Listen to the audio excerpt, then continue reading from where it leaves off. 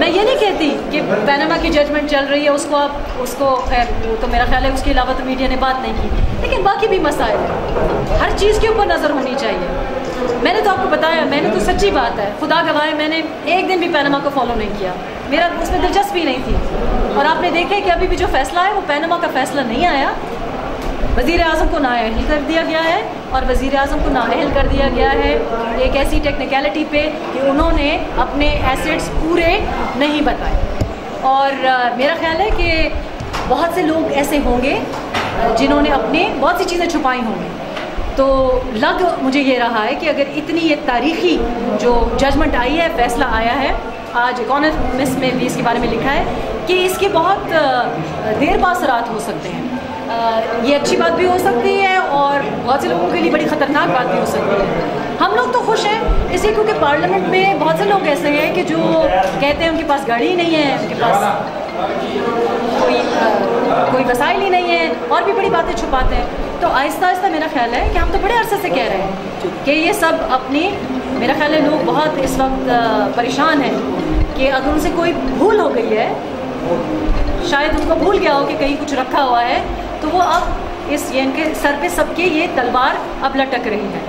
وزیر اعظم کو جس طرح نااہل کیا گیا ہے، میں دوبارہ کہہ رہی ہوں کہ وہ پیناما ڈیسیجن ہے، یہ پیناما ڈیسیجن ابھی آئے گا، اور نیب ٹرائل میں یہ آپ کی ذمہ داری بنتی ہے بطور صحافی، یہ ضروری ہے۔ میرا خیال ہے مغربی جتنی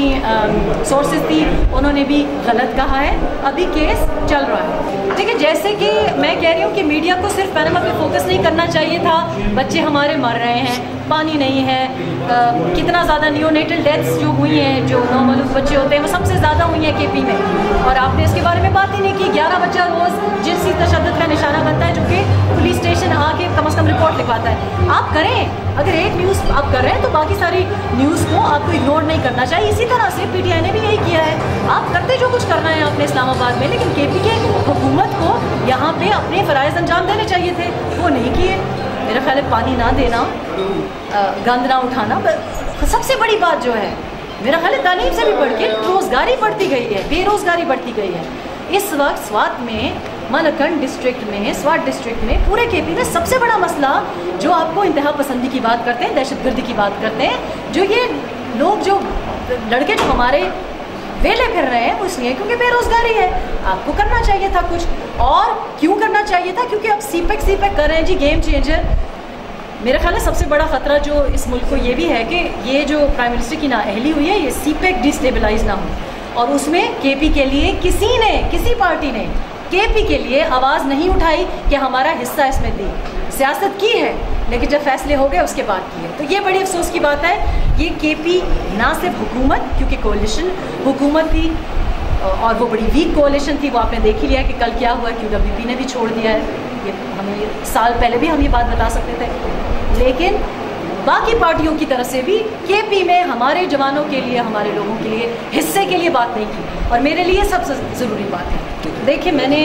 زندگی میں یہ سیکھا ہے کہ اگر کوئی کمٹمنٹ کی ہے، کسی کو میں نے زبان دی ہے تو وہ میں پورا کروں۔ سوات سے مجھے